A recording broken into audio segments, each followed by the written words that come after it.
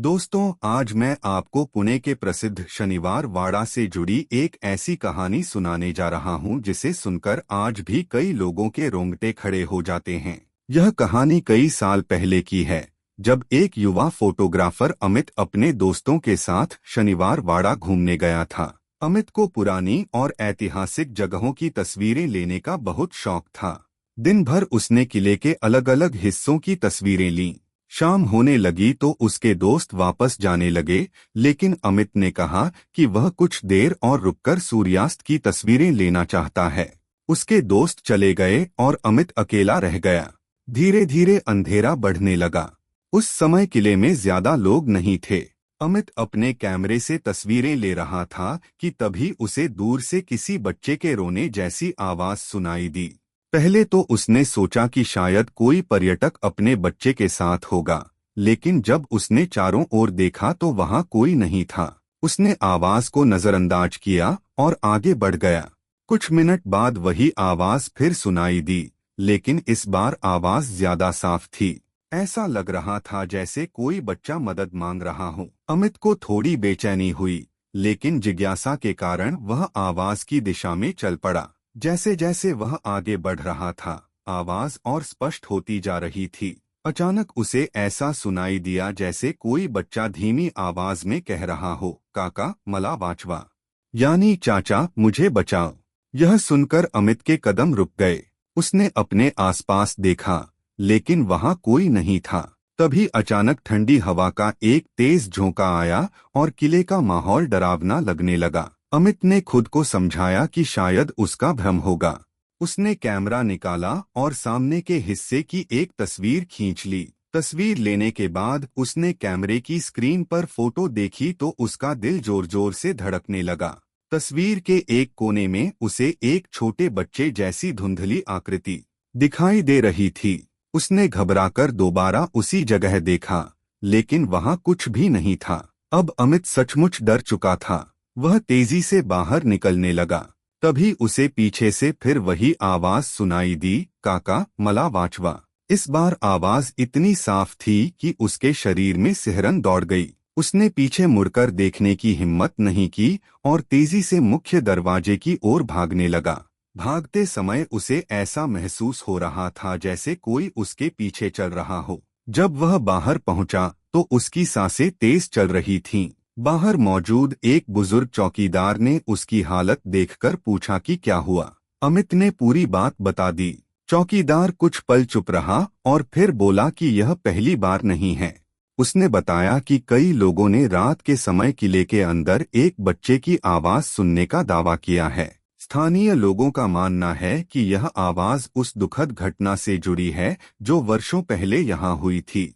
कहा जाता है कि एक राजकुमार की दर्दनाक मृत्यु के बाद उसकी अंतिम चीखें इस जगह में हमेशा के लिए गूंजती रह गईं। अमित ने यह बात सुनी तो उसकी घबराहट और बढ़ गई। घर पहुंचकर उसने कैमरे की सारी तस्वीरें कंप्यूटर में देखीं। ज्यादातर तस्वीरें सामान्य थीं, लेकिन जिस तस्वीर में उसने धुंधली आकृति देखी थी वह फोटो अचानक खराब हो चुकी थी। उसमें केवल काली परछाइयां दिखाई दे रही थीं। अमित ने उस तस्वीर को कई बार देखने की कोशिश की, लेकिन हर बार उसे वही अजीब सा एहसास होता था कि कोई उसे देख रहा है। उस घटना के बाद उसने कभी रात के समय शनिवार वाड़ा जाने की हिम्मत नहीं की। आज भी जब वह उस रात को याद करता है तो उसके चेहरे पर डर साफ दिखाई देता है। सच क्या था, यह कोई नहीं जानता। शायद वह सिर्फ उसका भ्रम था, या शायद उस ऐतिहासिक किले में आज भी कोई ऐसी रहस्यमयी शक्ति मौजूद है जो अंधेरा होते ही अपनी मौजूदगी का एहसास कराती है। और यही सवाल इस कहानी को आज भी लोगों के बीच एक डरावना रहस्य बनाकर रखता है। उस रात की घटना के बाद अमित ने खुद से वादा कर लिया था कि वह कभी भी शनिवार वाड़ा के अंदर अंधेरा होने के बाद नहीं जाएगा। लेकिन समय के साथ उसका डर थोड़ा कम होने लगा और उसकी जिज्ञासा फिर बढ़ने लगी। उसे बार बार उस रहस्यमय आवाज और कैमरे में दिखी धुंधली आकृति की याद आती थी। लगभग 1 महीने बाद उसने फैसला किया कि वह एक बार फिर वहां जाएगा और सच्चाई जानने की कोशिश करेगा। इस बार वह अकेला नहीं था, उसके साथ उसका दोस्त रोहन भी था। जो भूत प्रेत जैसी बातों पर बिल्कुल विश्वास नहीं करता था। दोनों शाम के समय शनिवार वाड़ा पहुंचे। उन्होंने दिन भर वहां की तस्वीरें लीं और जानबूझकर अंधेरा होने तक रुके रहे। धीरे धीरे पर्यटक बाहर निकलने लगे और किले का माहौल शांत होने लगा। सूरज पूरी तरह डूब चुका था और चारों ओर हल्का अंधेरा फैल गया था। रोहन हंसते हुए बोला कि आज पता चल जाएगा कि तुम्हारी पिछली कहानी सच थी या सिर्फ तुम्हारा वहम।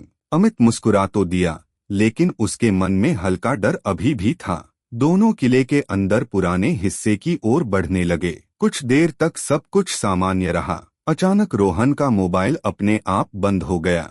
उसने कई बार चालू करने की कोशिश की, लेकिन मोबाइल ऑन नहीं हुआ।